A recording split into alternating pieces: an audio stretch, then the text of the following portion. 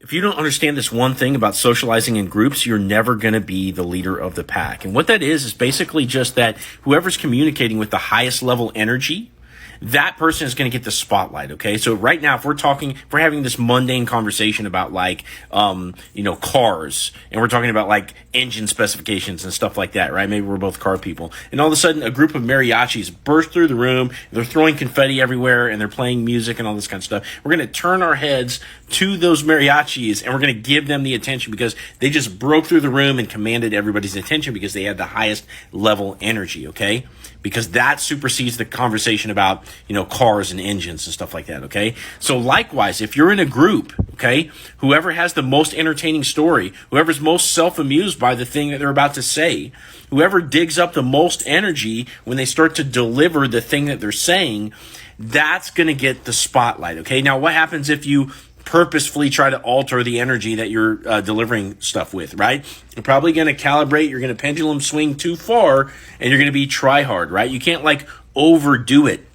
But the thing is, if you're authentically excited about something, right? Let's say the group is talking about restaurants, and all of a sudden you remembered some really cool restaurant that maybe had Indian food and belly dancers and all this kind of stuff. You'd be like, oh yeah, the one restaurant you're right. And when you say it like that, it's commanding everybody's attention because you have the highest level energy. Now, what happens if somebody else is actually talking about a better restaurant than that one, but they're monotone like Ben Stein or something like that? They're like clear eyes, something like that, right? Nobody's going to listen to that.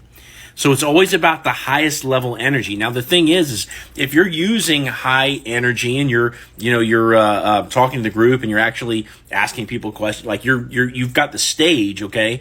And then somebody comes in, they chime in with maybe something that's even higher level energy than what you're talking about.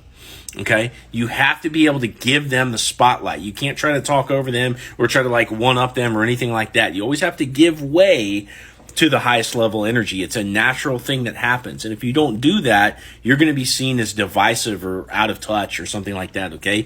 So energy flow is something that everybody has to respect and work with, and you can't really manipulate it or try to shut other people's energy out.